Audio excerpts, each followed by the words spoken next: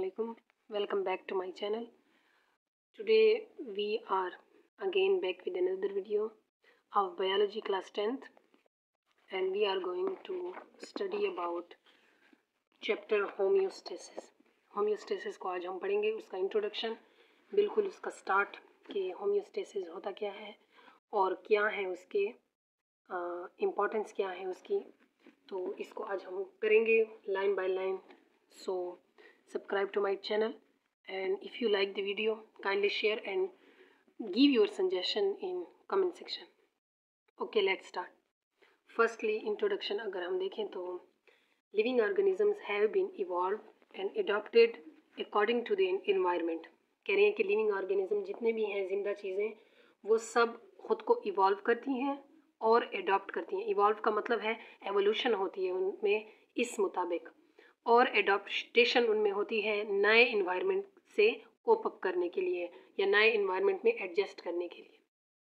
The conditions and components of the external environment keep on changing continuously, क्योंकि हमारा outer जो environment है वो कंटिन्यूसली चेंज होता रहता है. मौसम की बात कर रहे हैं, यहाँ दूसरे फीचर्स की बात कर रहे हैं, वाटर की अवेलेबिलिटी या एक ऑर्गेनिज्म के लिए उसका बाहर का इन्वायरमेंट जो भी उसमें नेसेसिटीज़ हैं, कह रहे हैं कि उनकी कंडीशंस और उनके जो कंपोनेंट हैं एक्सटर्नल इन्वायरमेंट के वो कंटिन्यूसली चेंज हो रहे होते हैं.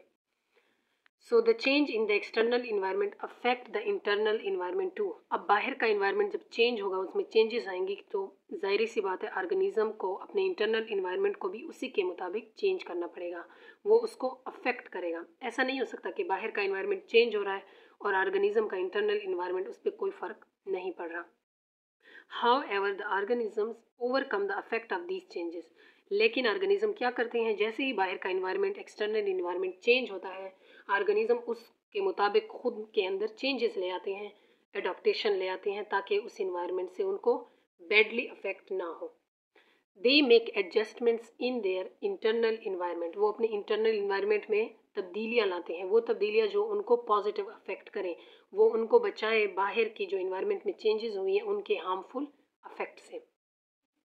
इन this way they try to maintain their internal environment in a constant और नियरली कांस्टेंट स्टेट.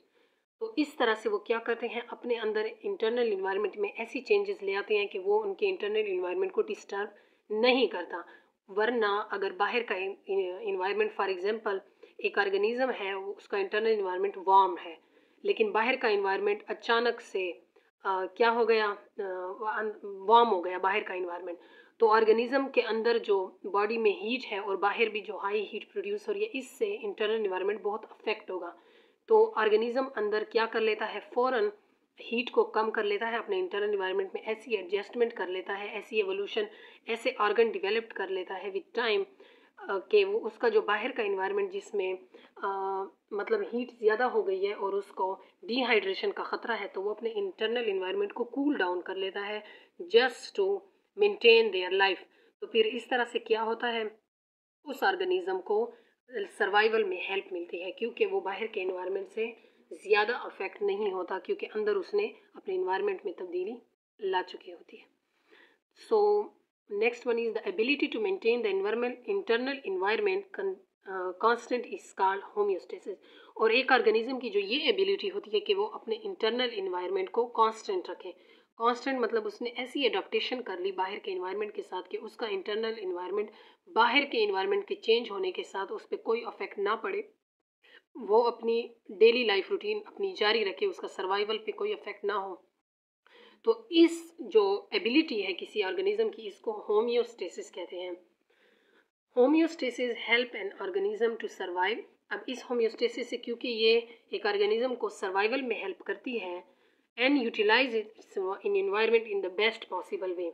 क्या करता है होम्योस्टेसिस की जो कैपेबिलिटी है एक ऑर्गेनिज्म की, ये जो एबिलिटी है ये क्या फ़ायदे देती है एक ऑर्गेनिज्म को, उस ऑर्गेनिज्म को अपने आप को सर्वाइव करना उस इन्वायरमेंट में और उस इन्वायरमेंट में बेटर यूटिलाइज करना, अपनी एनर्जीज को इस काबिल बनाती है एक ऑर्गेनिज्म को. The most important components of internal environment which are radially affect by fluctuation in external environment are water, solutes and temperature. हमेशा जब भी एक कोई इन्वायरमेंट एक्सटर्नल इन्वायरमेंट चेंज होता है तो वहाँ पर जो ऑर्गेनिजम्स रह रहे होते हैं, जो प्लांट्स और एनिमल्स रह रहे होते हैं, उन में क्या चीज़ फ्लक्चुएशंस, इन फ्लक्चुएशन चेंजेस की वजह से क्या चीज़ अफेक्ट होती है उनकी बॉडी में सबसे ज़्यादा? वाटर कंसंट्रेशन जो है, सॉल्यूट कंसंट्रेशन एंड टेम्परेचर। ये तीनों चीज़ें उनके, क्योंकि ये सर्वाइवल के लिए ज़रूरी है, ये तीनों चीज़ें फ़ौरन से फ्लक्चुएट हो जाती हैं विद एक्सटर्नल इन्वायरमेंट, तो इनको मेंटेन करना होता है। Body fluid are important components of the internal environment. Body में जो भी फ्लूइड है, चाहे वो सॉल्यूट है, वाटर है, जो भी फ्लूइड है बॉडी में, वो एक क्या है, इम्पॉर्टेंट फैक्टर है, क्योंकि हमारी बॉडी 70% वाटर से बनी होती है। तो हमारी सर्वाइवल के लिए बॉडी के फ्लूइड बहुत इंपॉर्टेंट रोल परफॉर्म करते हैं। तो यहाँ कह रहे हैं कि ऑर्गेनिज्म का जो इंटरनल इन्वायरमेंट है उसमें बॉडी फ्लूइड एक इम्पॉर्टेंट कंपोनेंट्स हैं। These fluids are made up of water and solutes. अब ये फ्लूइड्स किस किस चीज़ से बने होते हैं? वाटर से और सॉल्यूट से। इनकी कंसंट्रेशन, इनकी क्वांटिटी वाइज ये डिफरेंट हो सकते हैं। बॉडी में जितने भी फ्लूइड्स हैं, जैसे ब्लड हो गया, जैसे वाटर का कंटेंट जो है साइटोप्लाज्म का सेल्स में, तो इन सब की क्वांटिटी वाइज ये चेंज हो सकते हैं percentage wise, but body fluid जो है ओवरऑल वो वाटर और सॉल्यूट से बने होते हैं। The water solute balance, commonly called water salt balance, is body fluid in body fluid is very important। जो वाटर सॉल्यूट बैलेंस है एक बॉडी में, जो बहुत ज़्यादा इम्पॉर्टेंट है एक ऑर्गेनिज्म की लाइफ के लिए, जिसको हम नॉर्मली कहते हैं वाटर सॉल्ट बैलेंस। एक बॉडी में, मतलब एक फ्लूइड जो है हमारी बॉडी का कंसंट्रेशन उसके में बहुत इंपॉर्टेंट होता है। During homeostasis organisms maintain the water solute balance. Homeostasis में क्या होता है कि ऑर्गेनिज्म इसी वाटर सॉल्यूट बैलेंस को मेंटेन करते हैं, क्योंकि ये बहुत इंपॉर्टेंट होता है। और दूसरा, ये सबसे ज़्यादा आसानी से चेंज हो जाता है, फ्लक्चुएट हो जाता है ये concentration whenever the external environment changes, तो इसको सबसे ज़्यादा मेंटेन करना होता है। The process by which the amount of water and solutes are maintain in the body is called osmo regulations.